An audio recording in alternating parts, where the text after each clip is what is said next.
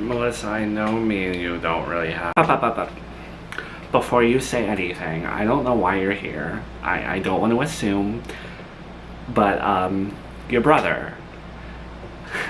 I just wanted to call him in Japan to talk, to just not feel alone.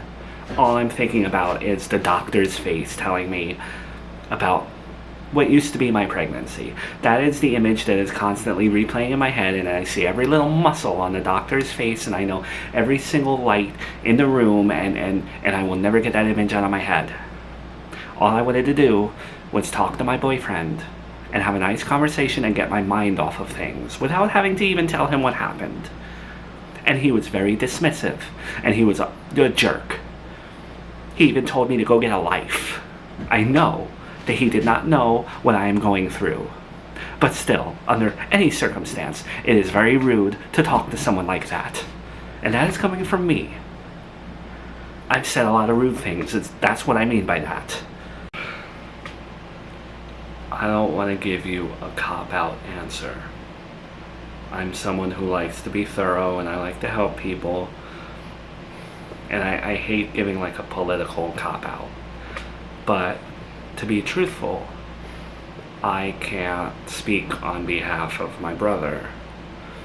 I learned early on that his actions are his actions, and if I was to try and make up for everything that he's done to people, I would not have my own life. I would just be doing that all day. I know you can't. But your brother, he likes to throw it in my face that like every other woman out there in 2025 is more progressive than me, is more independent than me, has her life together more than me. And I get that. Maybe I could learn a thing or two from a corporate woman who knows how to lead a room. And I am trying my best. That is why I got my car stuff in order. That is why I have a job interview. I am doing my best.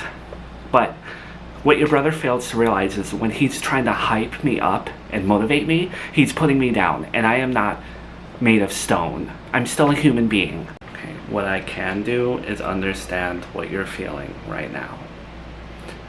And from what I get, from what I'm hearing, it's that you feel like Joey is insensitive towards you.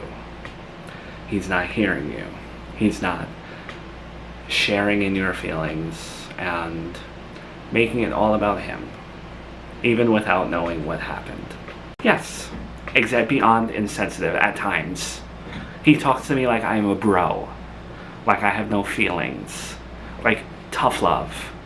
I don't do well with that. I shut down. You know why I didn't fall completely flat on my face after I got a divorce? It wasn't because like I'm stuffing feelings away or I'm ignoring what hurt. It's because I have built up my own identity and my own lifestyle and my own ways to cope with horrible things, and this all stemmed from my ectopic pregnancy. So there is no external force that can steal me from who I am. You're not going to rock me off my podium.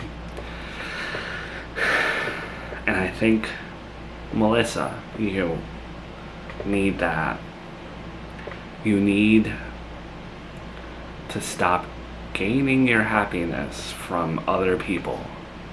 And as cheesy as it is, you have to get it from in here. You don't think I'm confident? I know I'm insecure at times, but you don't think like I have an air about me where you call me dependent and then you reveal that you're here to check on me like I'm a baby. I mean, I appreciate that you're checking on me. You're really here to check on me? Because throughout history, it's been you and me at war over Miranda. I'll never forget how you entered this show as the big hero. No. And I don't mean this as a slight. I think we're all kind of this way if we're not aware of it. But I think you're very dependent on people, especially my brother.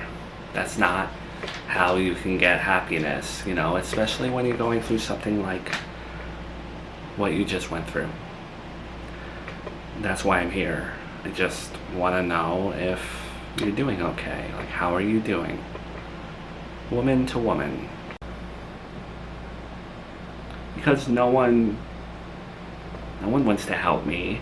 I'm a charity case. I don't forget the doctor's face when she told me that the pregnancy wasn't viable anymore, because honestly, she spoke in such a real tone. Everyone else is so fake with me. And I guess I like when Joey is real with me. I just wish that his realness was different.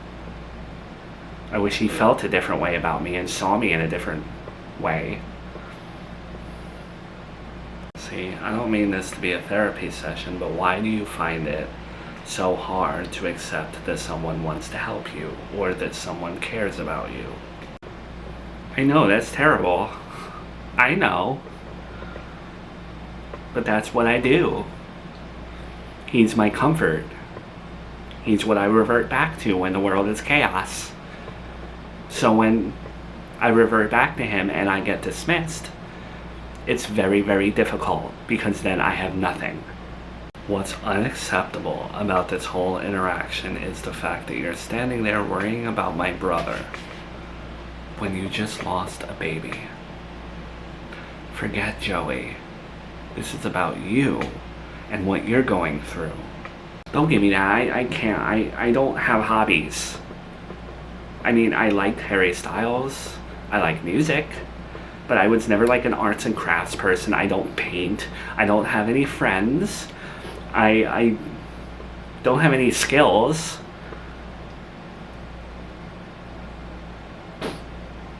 Love is the only thing like I'm good at, because I can just keep giving it away, and there's no wrong way to give love. You can't mess it up, and you also don't always need it in return.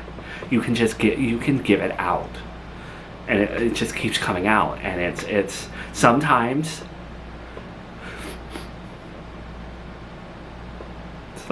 when you give it out, it does give you something back. It's like fishing. I'm like a fishing lover. I think you need more in your life than just Joey, Melissa. Why?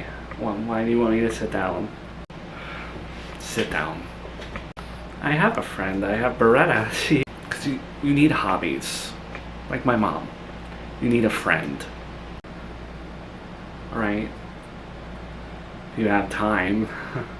No. You need a friend who's going to tell you like it is, and who's not going to enable you, and who's going to help you.